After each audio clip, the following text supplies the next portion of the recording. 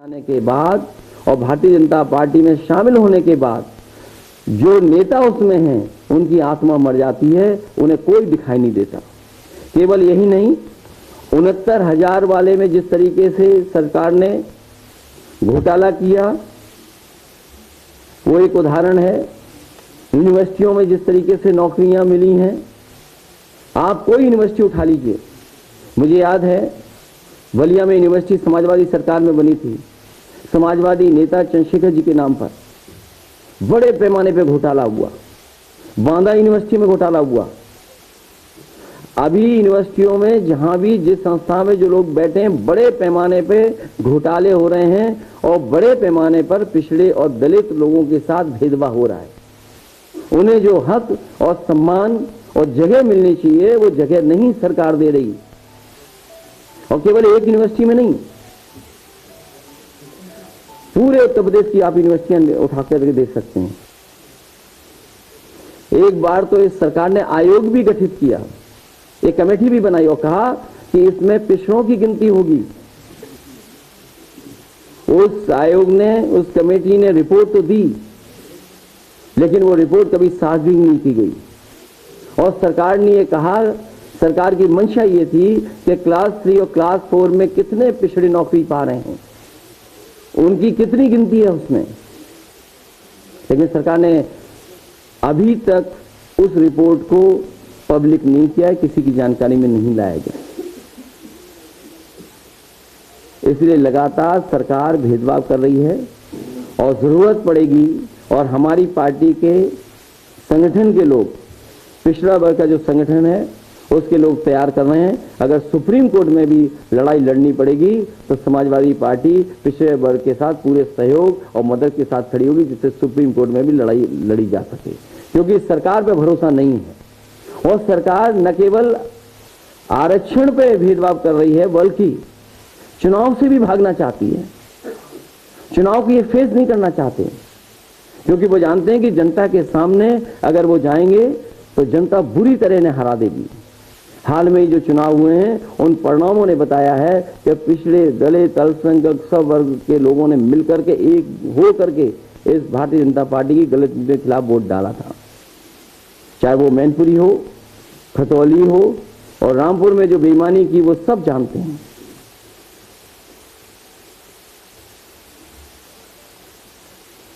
इसी तरह राज्य पिछड़ा वर्ग आयोग बना था 1994 में, उसको भी पूरा का पूरा समाप्त कर दिया सरकार ने।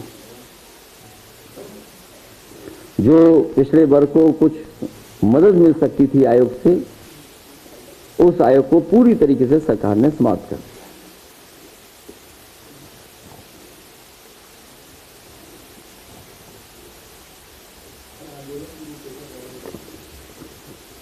अभी दूसरा विषय भी उसके बाद इकट्ठा पूछ लेना आप। मैं चाहूंगा कि अयोध्या वाले कुछ लोग हैं जो अपनी बात को रखना चाहते हैं।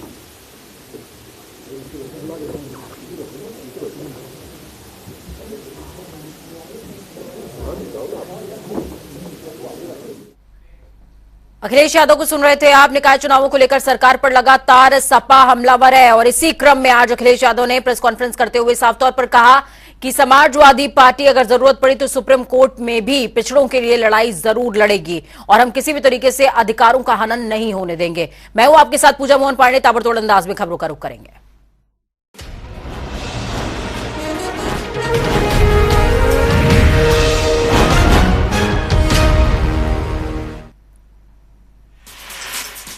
भदोही में तमंचे के बल पर बैंक कर्मी से लूट की वारदात आई सामने। बाइक से बैग में रुपए लेकर जा रहा था बैंक कर्मी। बाइक सवार बदमाश बैग लेकर हुआ रफूचक्कर। बैग में 2 लाख रुपए होने की खबर, पुलिस जांच में जुटी। लखनऊ में राज्य कृषि उत्पादन मंडी परिषद के संचालक मंडल की 166वीं बैठक हो गई है संपन्न। सीएम योगी की अध्यक्षता में हुई बैठक में किसान हित में लिए गए कई महत्वपूर्ण निर्णय। हरदोई में महिला ने विचित्र बच्चे को दिया जन्म। विचित्र बच्चे को देखकर परिजन और डॉक्टर दोनों हुए हैरान। आरबीए सके की टीम ने किया है बच्चे को चिन्हित। बच्चे की 60% बॉडी पर है काले बाल और एक बड़ा मसा है। देहरादून में वन अनुसंधान संस्थान में दिखा तेंदुए का खौफ। कल से 15 जनवरी तक आगंतुकों के लिए बंद रहेगा वन अनुसंधान संस्थान। पीएम नरेंद्र मोदी की मां की सेहतमंद होने के लिए मंदिर में हुआ हवन पूजन, तो मजार में हुई दुआ। मदरसे में पढ़ने वाले बच्चों और मुस्लिम लोगों ने भी की इबादत। मथुरा में सर्दी को देखते हुए स्कूलों की छुट्टी के आदेश जारी। बढ़ती सर्दी को लेकर डीएम पुलकित खरे ने दिए आदेश। कक्षा पहली से लेकर 12वीं तक के स्कूलों की आज से लेकर 3 जनवरी तक छुट्टी रहेगी। तो वहीं दूसरी तरफ फतेहपुर में सामूहिक धर्मांतरण केस में प्रयागराज एग्रीकल्चर यूनिवर्सिटी के चांसलर विनोद बिलाल समेत 4 को नोटिस जारी कर दिया गया है। पुलिस ने आज बयान भी लिया है। लंदन से फंडिंग की आशंका पर यह नोटिस जारी किया गया है। वहीं दूसरी तरफ अलीगढ़ से सड़क हादसा सामने आया। ट्रक के नीचे आने से 2 युवकों की मौत हो गई। सूचना पर मौके पर पहुंची पुलिस ने शवों को कब्जे में लेकर पोस्टमार्टम के लिए भेज दिया है। परिवार के लोगों का रो रो कर बुरा हाल है।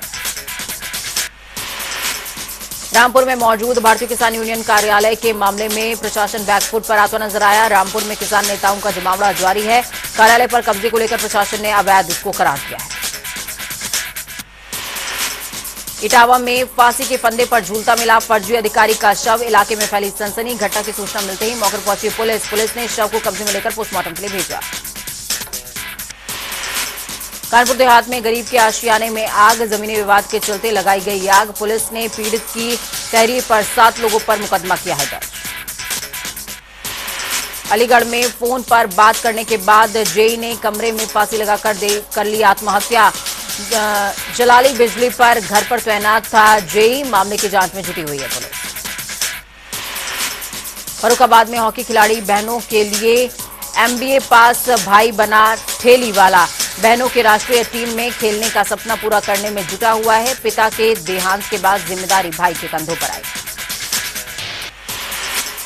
एटा के नगवाई में 3 दिन से फूके पड़े 2 बिजली ट्रांसफार्मर। बूंद बूंद को तरस रहे हैं लोग। पूरा गांव बिजली न होने से है परेशान। जल्द ही बिजली ट्रांसफार्मर नहीं बदला गया तो भारतीय किसान यूनियन भानु बिजली घर पर करेगा आंदोलन।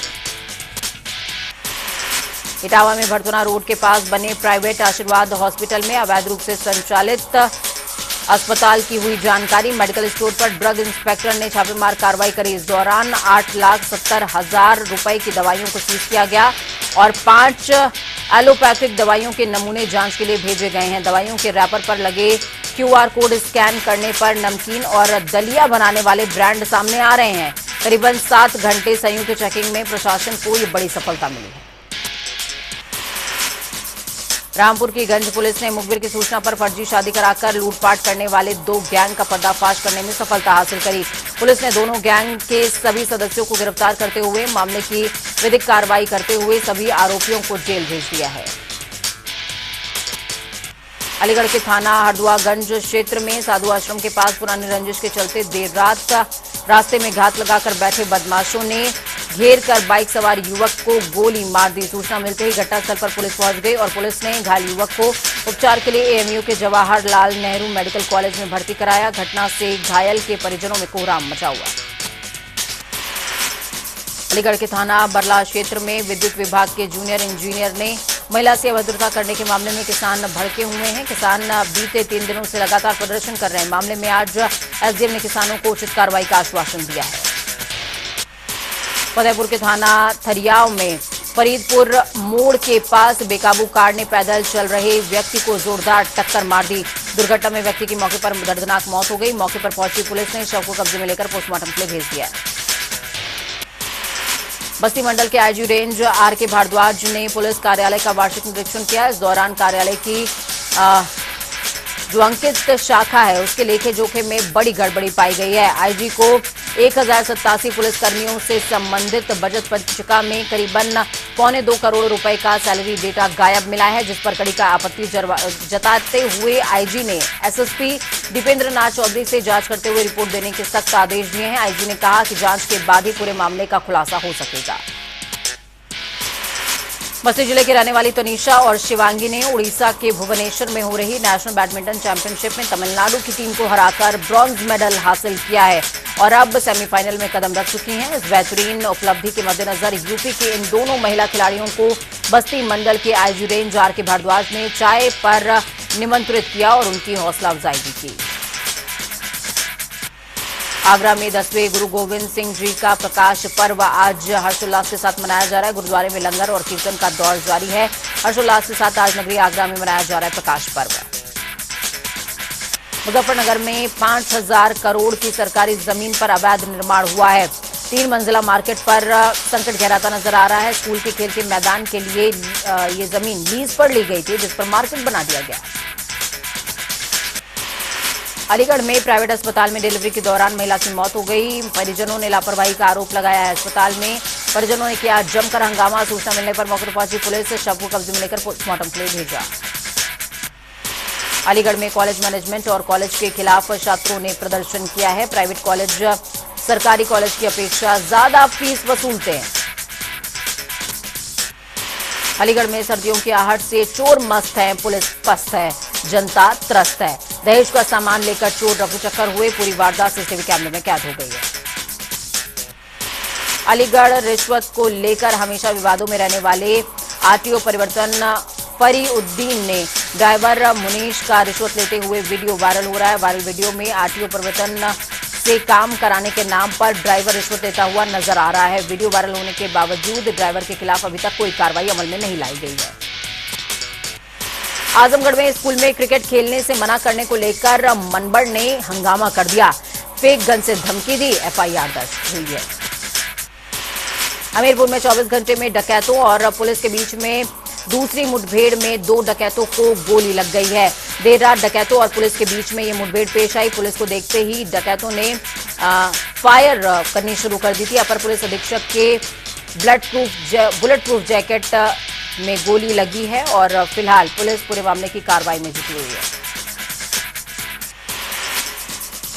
अंबेडकर नगर में सड़क दुर्घटना में घायल युवक की अस्पताल में मौत हो गई। परिजनों का आरोप चिकित्सक की लापरवाही से यह मौत हुई है। परिजनों का आरोप है कि घंटों के बाद डॉक्टरों ने घायल को नहीं देखा। जिला अस्पताल में जमकर हंगामा, परिजन काट रहे हैं। हमीरपुर में देवर ने भाभी के साथ किया दुष्कर्म, फांसी लगाकर जान लेने का किया प्रयास। सूचना मिलने पर मौके पर पहुंची पुलिस ने मामला दर्ज करते हुए कार्रवाई शुरू कर दी है। इटावा में दौड़ती ट्रेन के सामने दौड़कर खड़ा हुआ अज्ञात अधेड़ व्यक्ति। ट्रेन से कटकर अज्ञात अधेड़ व्यक्ति गंभीर रूप से हुआ घायल। घटना की सूचना पर पहुंची आरपीएफ पुलिस ने घायल को पहुंचाया अस्पताल। घायल अज्ञात अधेड़ व्यक्ति को डॉक्टरों ने किया मृत घोषित। भड़थना कस्बे के अंतर्गत अड्डा मंदिर के करीब दिल्ली हावड़ा रेलवे ट्रैक का ये पूरा मामला। महुआ में टप्पेबाज महिलाओं ने ज्वेलर्स की दुकान में चोरी कर ली। ग्राहक बनकर पहुंची 2 महिलाओं ने चोरी की है। सोने की ये झुमकी पार करके ये दोनों ही 9-2-11 हो गई। महिलाओं की करतूत सीसीटीवी कैमरे में कैद। शहर कोतवाली कस्बा पोस्ट ऑफिस के पास संचालित शिव शक्ति ज्वेलर्स का ये पूरा मामला। इटावा के एकदिल थाना क्षेत्र के लालपुर दामोदरपुर गांव में ग्रामीणों ने 4 बकरी चोरों को रंगे हाथों गिरफ्तार किया। सूचना मिलते ही पुलिस मौके पर पहुंची और चोरों को गिरफ्तार करते हुए पुलिस ने मामले की विधिक कार्रवाई शुरू कर दी है। घटना में प्रयुक्त की जाने वाली गाड़ी की नंबर प्लेट पुलिस ने फर्जी पाई। रायबरेली जेल में अवैध सामग्री की बिक्री और अवैध वसूली का ताजा मामला सामने आया। यहां पर 5 सिपाहियों ने मिलकर एक सिपाही की जबरदस्त पिटाई कर दी। वीडियो सोशल मीडिया पर वायरल हो रहा है। उसके बाद पुलिस प्रशासन ने मामले में संज्ञान लिया और मामले में सख्त कार्रवाई किए जाने की बात भी कही है।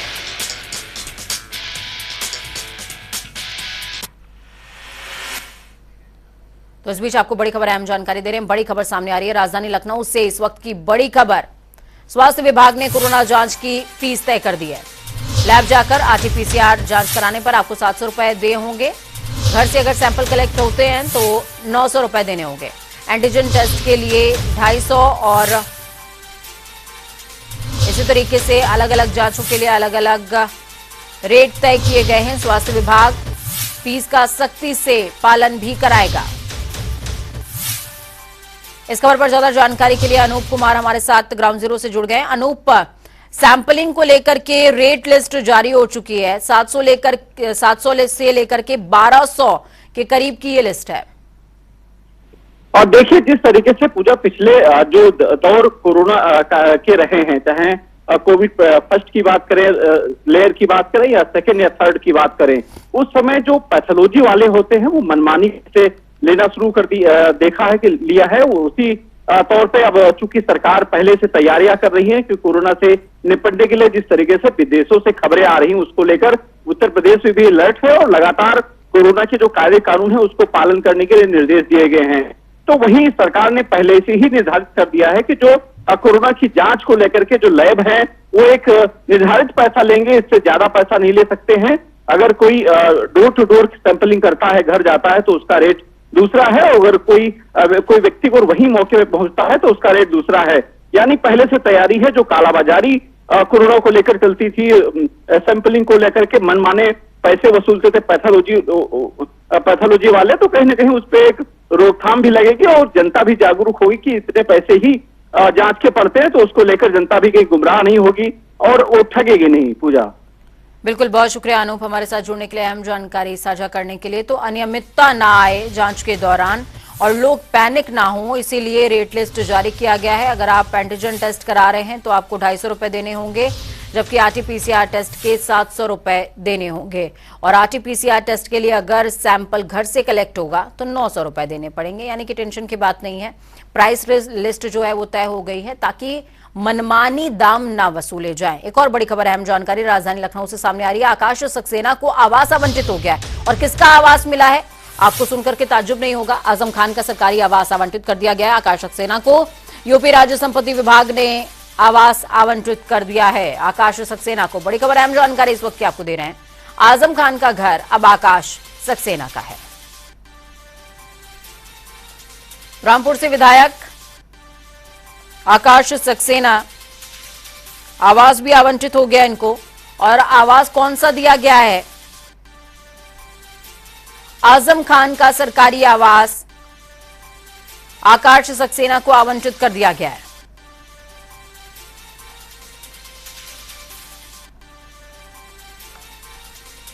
बड़ी खबर, अहम जानकारी इस वक्त की आपको दे रहे हैं। यूपी राज्य संपत्ति विभाग ने यह आवास आवंटित किया है। आकाश सक्सेना अब आजम खान के घर में रहेंगे। आजम खान का जो सरकारी आवास था उसी में आकाश रहने वाले हैं। तो वहीं दूसरी तरफ सपा अध्यक्ष अखिलेश यादव ने एक बार फिर से बीजेपी सरकार पर बड़ा हमला बोला है। इटावा से लखनऊ जा रहे अखिलेश यादव ने अचानक से कन्नौज के तालग्राम कट पर काफिले को एक्सप्रेसवे से नीचे उतरवा दिया और निर्माणाधीन फॉरेंसिक लैब को देखने के लिए पहुंच गए। लैब में कार्यरत जो है काम ना पाए जाने पर उन्होंने कहा कि मौजूदा सरकार ने अभी तक कुछ भी नहीं किया है। इस दौरान ढाबे पर चाय की चुस्की लेते हुए अखिलेश यादव ने कहा कि यहां भी कुछ समय बाद योगी सरकार का बुलडोजर आ जाएगा। इस दौरान उन्होंने तालग्राम के पूर्व प्रधान की हत्या में प्रशासन और सरकार को जिम्मेदार भी ठहराया। अभी चालू नहीं हुई है फुल फ्लैश, अभी तक तो फुल फ्लैश चल जानी चाहिए, लेकिन फुल फ्लैश नहीं चली। और फुल फ्लैश चल जाती तो इससे सरकार को लाभ पहुंचता है, क्राइम को, और जो क्रिमिनल्स हैं उनको सजा देने में और आसानी और जल्दी हो जाती है। तो ये भी नहीं फॉरेंसिक लैब चालू कर पा रहे हैं। जो समाजवादी लोग बना के चले गए उससे आगे कुछ भी बढ़ा नहीं पा रहे। बस ये ढाबा अपने आप खुल गया, ये मैंने नई चीज देखी। अब ये आएगा बुलडोजर, ये भी हट जाएगा।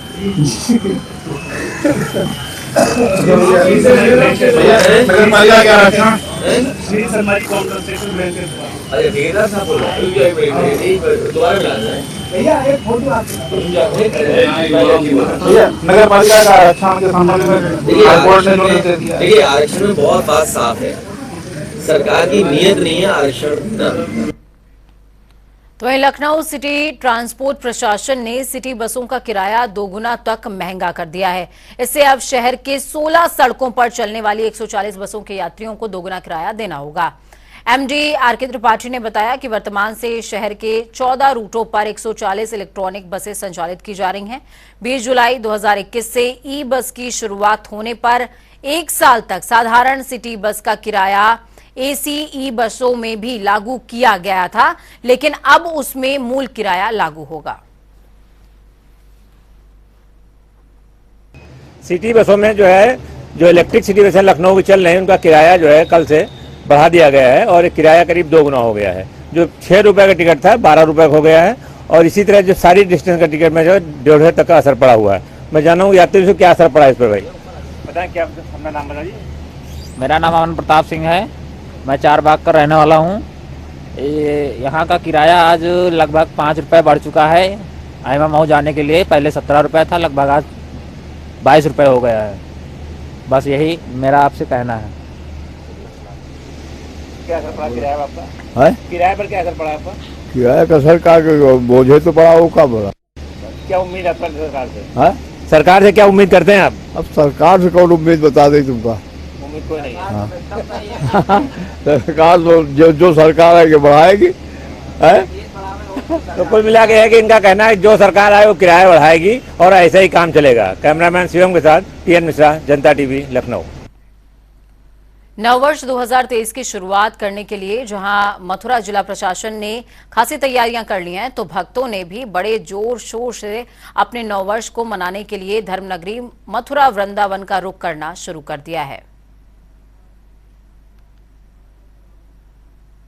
नववर्ष को लेकर मथुरा में जहाँ जिला प्रशासन ने काफी तैयारियां की है, वहीं भक्तों की भीड़ मंदिरों पर देखने को मिल रही है, क्योंकि भगवान श्री कृष्ण के साथ हर कोई अपने नववर्ष की शुरुआत करना चाहता है। इसी को लेकर के मैं आपको दिखा दूं कि भगवान श्री कृष्ण के जन्मस्थान पर भक्तों की भीड़ है और नववर्ष से पहले यहाँ पर भक्त जो है बड़ी दूर दूर से आकर के अपने नववर्ष की शुरुआत करना चाहते हैं, भगवान के दर्शन के साथ भगवान का आशीर्वाद लेना चाहते हैं और उस आशीर्वाद के साथ ही यहाँ पर भक्त जो है मंदिर के दर्शन को पहुंच रहे हैं।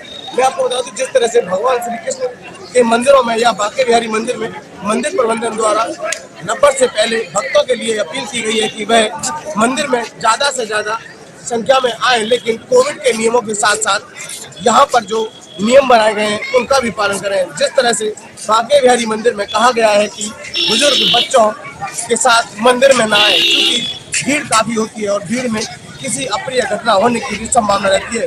उसी को देखते हुए यहाँ पर कुछ भक्त हैं, हम उनसे बात करते हैं। कहाँ से आए?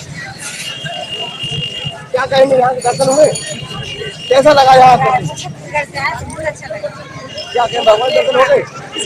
नववर्ष से पहले आप भगवान के दर्शन से आए, क्या कहेंगे इसको लेकर के? नया साल आ रहा है, इसलिए तो आए हैं सब।